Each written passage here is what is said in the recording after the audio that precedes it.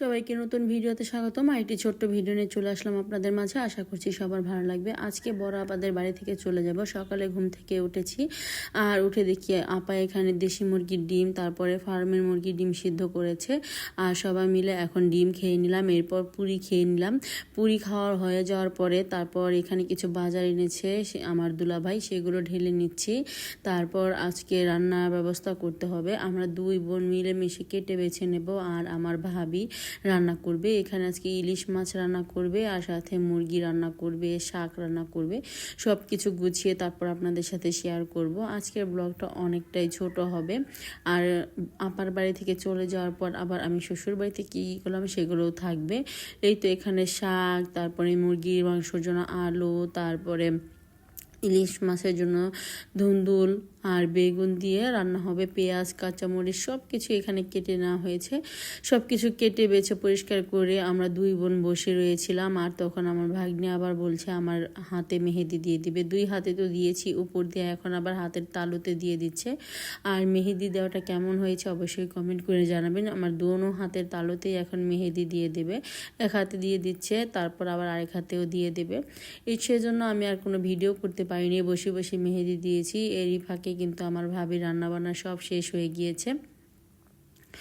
আর মেহেদিটা খুবই ভালো লাগছিল। নতুন একটা ডিজাইন আজকে আমার হাতে দিয়েছে। এই ডিজাইনটা এখনও কাউকে দেখি নাই দিতে, নতুনই বলা চলে। এই তো আমার মেহেদি দিতে দিতে কিন্তু রান্নাবান্না শেষ। এখানে ইলিশ মাছের ঝোল রান্না করেছি, মুরগির মাংস দিয়ে অল্প আলু দিয়ে একটু ঝাল ঝাল করে মুরগির মাংস রান্না করেছে, আর সাথে শাক ভাজি করেছে। শাক ভাজিটা অসম্ভব মজার হয়েছিল। এখন আমরা সবাই মিলে খাবার খাবো। সবাই বসে পড়েছি, একসাথে বসে খাওয়ার মজাই অন্যরকম। বাড়ির সব বাচ্চারা, তারপরে আমার আপা, আমি, আমার ভাবি সবাই মিলে বসে পড়েছি। আমার ভাতিজা ভাগিনারা, তারপরে আমার দুই ছেলে একসাথে বসে পড়েছে, এখানে খাবার খাচ্ছে। আমিও খাবার খেয়ে নিচ্ছি। আজকে আমার শাকটা এত বেশি ভালো লেগেছিল, লেবু দিয়ে আমি বেশ অনেকগুলো ভাত শাক দিয়েই খেয়ে নিয়েছিলাম। পরে কিন্তু আর অন্য কিছু দিয়ে তেমন খাওয়া হয়নি, শাক দিয়ে বেশি ভাত খেয়ে নিয়েছি। আর অনেক বেশি মজা হয়েছিল। আজকে আপার বাড়ি থেকে আমরা চলে যাব। আজকে আমার ভাবিও চলে যাবে, আমি আগে চলে যাব, তারপর ভাবি চলে যাবে। বাপের বাড়ি কিন্তু আমাদের বাড়ি থেকে একেবারে কাছেই, 5 মিনিট লাগে হেঁটে যেতে, নদীর এপার ওপার। আর আমাদের শ্বশুরবাড়িতে একটু দূরে। আমি আগে চলে যাব, তারপর ভাবি চলে যাবে। এই খাওয়ার পর আমি আর কোনো ভিডিও করিনি। সবাই মিলে আড্ডা দিয়েছি, অনেক গল্প করেছি, অনেক আনন্দ করেছি, আর কোনো ভিডিও করা হয়নি।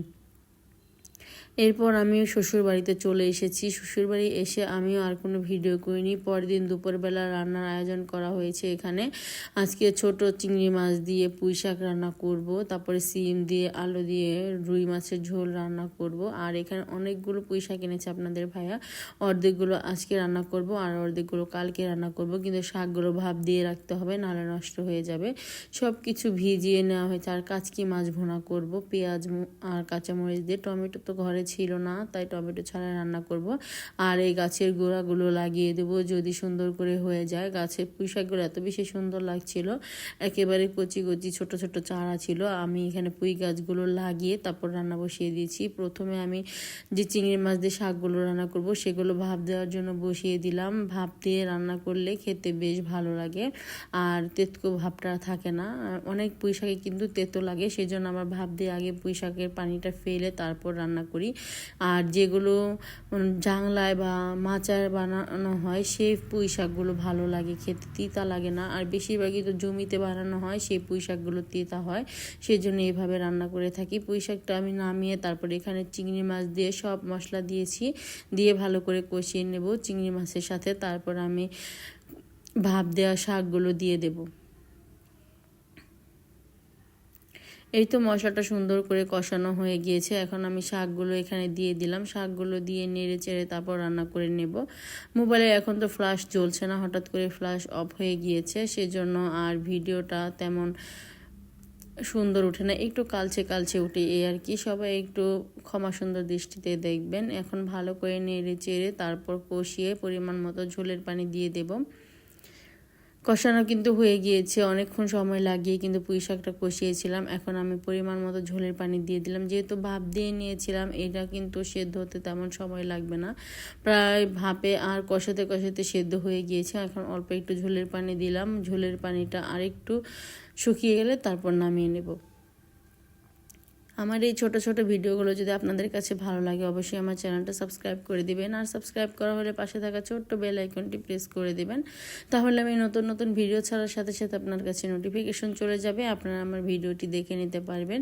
সিমগুলো ভাপ দেওয়ার জন্য একটু লবণ দিয়ে একটু পানি দিয়ে তারপর ঢাকনা দিয়ে ঢেকে রাখলাম। কয়েক মিনিট সিদ্ধ করার পরে তারপর নামিয়ে নেব। আর এখানে ভাত হয়ে গিয়েছে, ভাত মার গিলে নিয়েছি পাশে চলে। এখন মাছ ভাজার জন্য দিয়ে দিলাম। মাছ এক পাশে মাছ ভাজবো, আরেক পাশে সিমের তরকারি সব প্রসেসিং করব। মাছ অল্প করে দিতে হবে, সবগুলো দিলে কিন্তু ভেঙে যেতে পারে। এখন সিমগুলো ভেজে নেব। অল্প একটু তেলের মধ্যে সিম দিলাম, একটু লবণ আর একটু হলুদ দিয়ে তারপর সুন্দর করে সিমটা ভেজে নেব।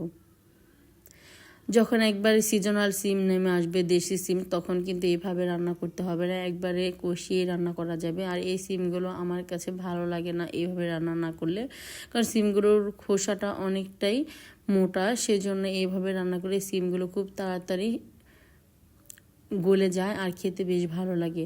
মাছগুলো কিন্তু এক পিঠ হয়ে গিয়েছে, এখন উল্টিয়ে নিচ্ছি, তারপর আবার আরেক পিঠ সুন্দর করে ভেজে নিলে তারপর নামিয়ে নেব। আরও কিছু মাছ আছে, এই মাছগুলো তুলে আবার কিছু মাছ আছে সেগুলোও ভেজে নিতে হবে।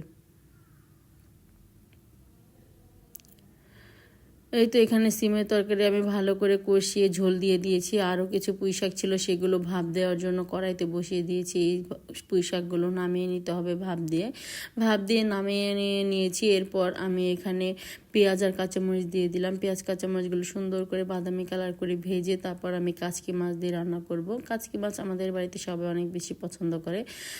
এই মাছগুলো বিশেষ করে সবাই খেতে পারে, বুড়ো বাচ্চা সবাই। এই মাছে কিন্তু কাটা লাগে না। আর এই সিমের তরকারিটা প্রায় হয়ে এসেছে, এখন ভেজে রাখা মাছগুলো দিয়ে আর কিছুক্ষণ ফুটিয়ে নেব, তারপর নামিয়ে নেব। কাচকি মাছটাও কিন্তু মশলাটা আমি সুন্দর করে কষিয়ে নিয়েছি। এখন আমি এখানে একটুখানি পানি দেব আর দেব এখানে মাছগুলো দিয়ে তারপর একেবারে পানিটা শুকিয়ে নেব, তাহলে এই তরকারিটা একেবারে রান্না করা হয়ে যাবে। কাচকি মাছ রান্না করতে তেমন সময় লাগে না, এই মাছটা বলক আসার সাথে সাথেই কিন্তু সেদ্ধ হয়ে যায়। এই তো আমি এখন দিয়ে দিচ্ছি ছোট ছোট কাচকি মাছগুলো দিয়ে নেড়ে চেড়ে ঢাকনা দিয়ে ঢেকে রাখবো, তারপর কিছুক্ষণ পরে কিন্তু তরকারিটা হয়ে যাবে।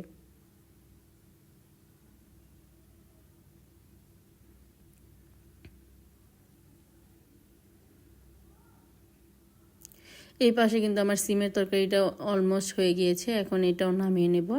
আর পাশে কিন্তু সেই মাছের ভুনাটাও হয়ে গিয়েছে। এই তো রান্নাবান্না সব কিছু ঘরে নিয়ে চলে এসেছি। এখানে গরম গরম ভাত, পুঁই শাক দিয়ে চিংড়ি মাছের ঝোল, ছোট ছোট চিংড়ি মাছ দিয়ে, আর এখানে সিম আর আলু দিয়ে রুই মাছের ঝোল, সাথে ছিল কাচকি মাছ ভুনা। এই আজকে দুপুরে রান্নাবান্না। আজকে এই পর্যন্তই। আল্লাহ হাফেজ।